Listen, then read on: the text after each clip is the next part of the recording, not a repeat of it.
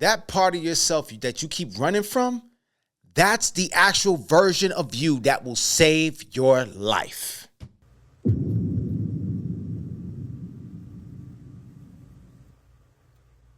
What up, fighters, peace fighters? Welcome to Next Round. I'm Anthony. Thanks a lot for rocking with me. And y'all, we're going to be talking about the power you fear is the power that you actually need. Embracing the parts of you that you're trying to avoid, that you've been avoiding, I should say. And many of us do that. We avoid certain things because we don't want to seem like we're doing too much, or we seem like we're know-it-alls or whatever. And you're going to have people like that. Oh, you think you know it all. You think this, you think that. It's not that you think you know it all, or you think that you're better than somebody. If there's something there that you're gifted in, why not utilize it, right?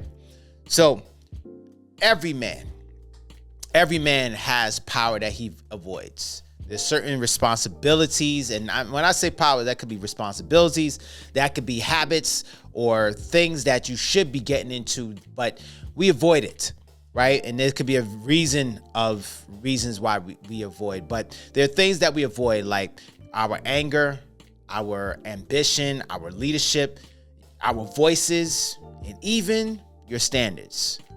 Your standards we avoid. We avoid our standards at times because we don't want to seem like we're better than somebody. We don't want to seem like we lost touch with the crew and everything. You know, when your crew's doing one thing, you are focused on something else, and you want to lower that, like, oh, well, they're going out again on the weekend, or they're going out again Friday, or they doing this again. I want to be there. I better be there because I don't want them to think that I'm lame, I'm corny, I'm this, I'm that. Right. That's something that we mess ourselves up. But fellas, we fear those things because they're hard to control. We fear those things. We fear that power because it's hard. And when we suppress that power, when we suppress the anger, suppress the ambition, we suppress the leadership and other things, that turns us soft silently, and we become slowly resentful. I can attest to that. I know a lot of you can attest to that. And here's the thing, gentlemen. Your power isn't dangerous. Your avoidance is. Your avoidance of your power, that's what's dangerous. And many of us realize that, man, I have the power to do this within myself. I have the power, I can do that. I have the power to use my voice in this situation. I have the power to lead. I have the power to lead. And I'm not talking about power where you can't wait to lord it over somebody. I'm talking about you have power within you to be that leader that you need to be, that righteous leader that you need to be that upstanding leader. While everybody else is skimping on some things, some people are going with greed, some people are getting with bribes and all that stuff, but you are moving on the righteous tip, right? Now, your standards. So also, there's power in that. There's power in that, but when we avoid these things, that's where we mess up. Now, the anger, there's righteous anger I'm talking about. Righteous anger, I'm not talking about the anger where you're going to punch a hole in the wall. I'm talking about righteous anger. Like, yo, there's indignation where you sit there and you're like, wait, hold up, man. This doesn't make sense. Why are these people getting pushed to the side? Why are these people getting marginalized? Hold up. Why are these kids not getting taken care of? Why is nobody looking after them? That's righteous anger. But the thing is that we get to that space where we're like, nah, that's not my business. I can't really speak on it. No. If you are in a space and you see some kids are really acting up or they going crazy, and it's angering you because you're seeing how kids today, they're wilding out, they're doing all sorts of things. This is your time to step up and say, you know what? Maybe I need to go and do something. Maybe I need to go and start up a group or join a group to help these kids get off the street, to help them get off of doing some pernicious things that's going to destroy them. And they think it's dope now, but here comes 10, 20 years from now, they're going to have deep regrets. Maybe you're a man who needs to be part of a youth group. You need to be part of a group to help young men, because you're seeing how they're operating out there.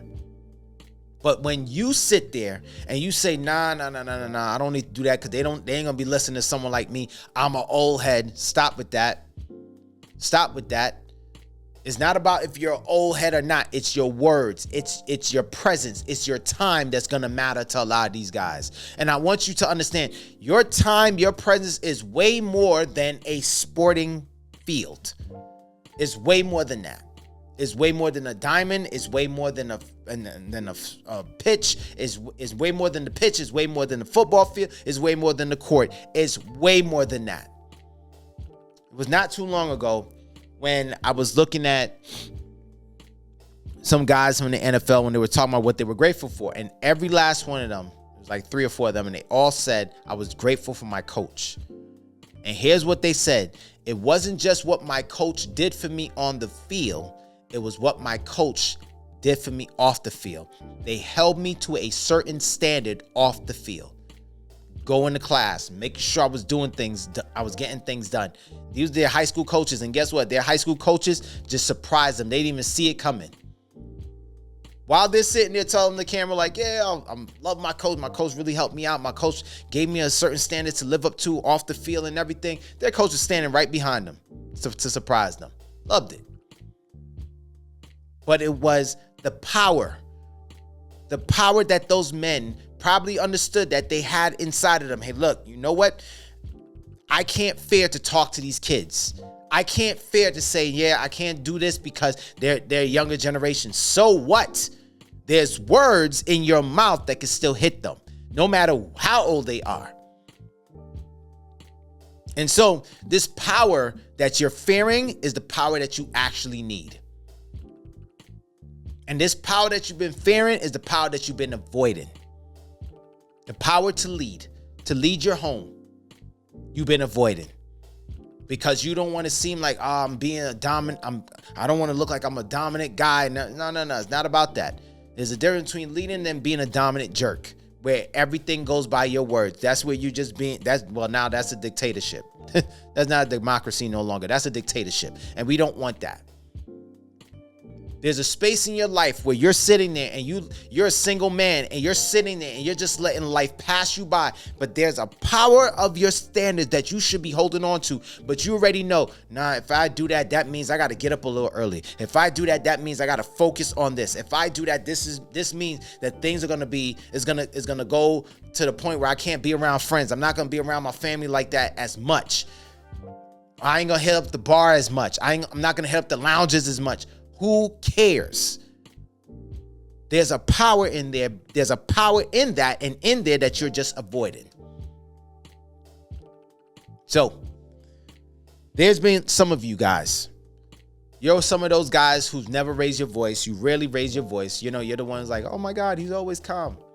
And I'm not saying that the loudest man is the strongest man, because no. I've heard from military men that just because you're the loud one doesn't mean you're the strongest one. Heard that a lot from military men. And who's the best ones to let you know about that and they can attest to that is them. But you're a man who never raised your voice. And I'm not talking about yell. I'm just talking about you never raised your voice in a situation where you could have spoken up on something. You are a man who never sets the boundaries on anything. You're a man who never demands better of yourself or those around you because you don't want conflict. You're the one who don't want to have conflict. But that day when you finally use your voice, people are not going to run from you. They're not going to shy away from you. Only those who are going to shy and run away from you are insecure people. But those who are secure in themselves or just need that direction or needed your voice, they're the ones who's going to respect you. They respect you. They're going to look at you like, nah, he's not doing too much. He's just right. Finally, he said something. Finally, Brad is himself. Finally, Troy is himself. Finally, William is himself. Finally, Max is himself. Finally, Peter has come out. Finally, because you raised your voice. You said something. You spoken up. When the family's sitting there undecisive, oh, maybe we should go, when you got those family trips and, oh, maybe we should go here. No, maybe we should go there.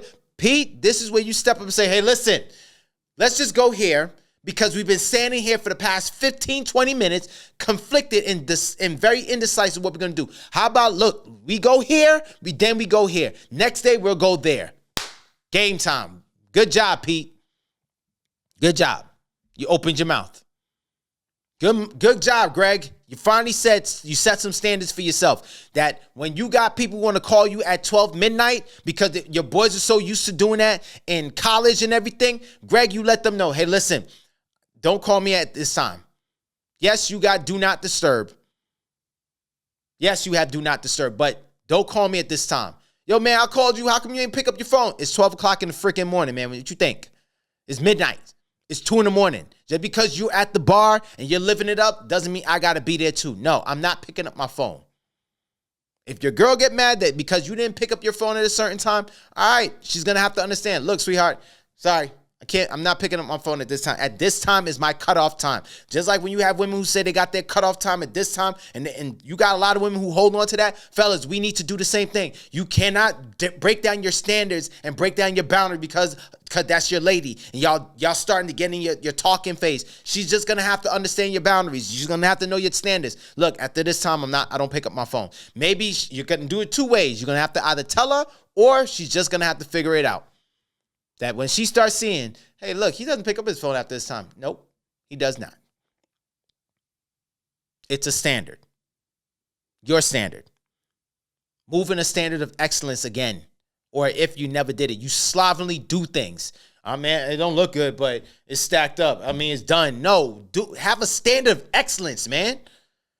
That when people can say, yeah, you know what? This was done correctly. They will know. They can easily put your name to it.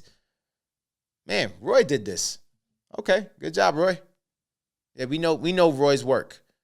Yeah, we know Edward's work. Yeah, Edward, yeah, his work is always like this. Good job, Eddie. Never have to worry about him.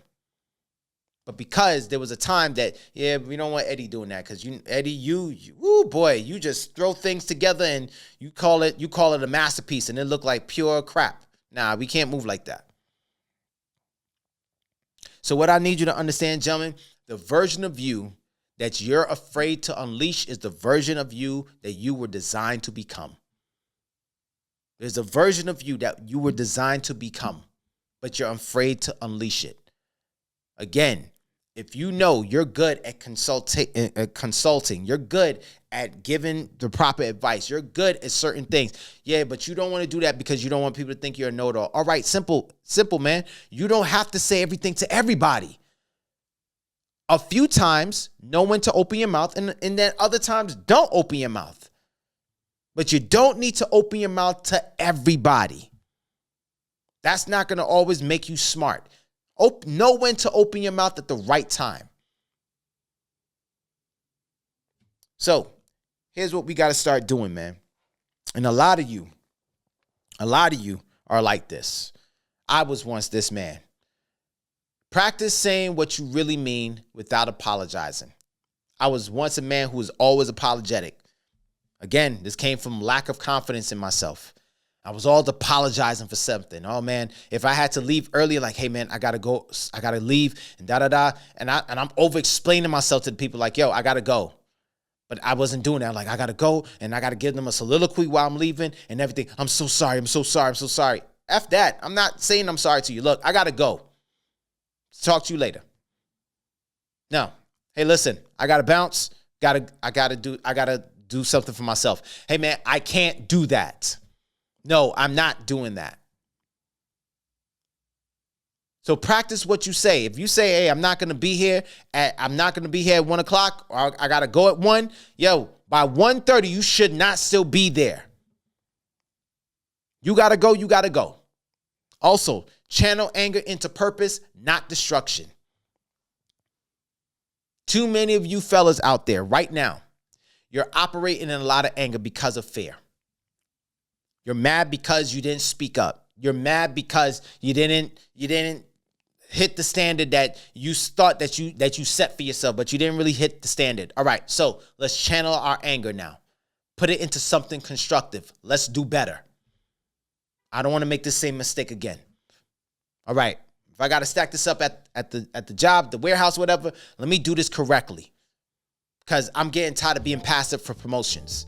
I'm getting tired of watching people who are not as good. They're getting promotions while you got people coming in here who just got here for after their probation period. Within 100 days, boom, they get promoted. I've been here for 2-3 years and I haven't even seen another promotion. Maybe it's time for you to set your standard and raise your standard.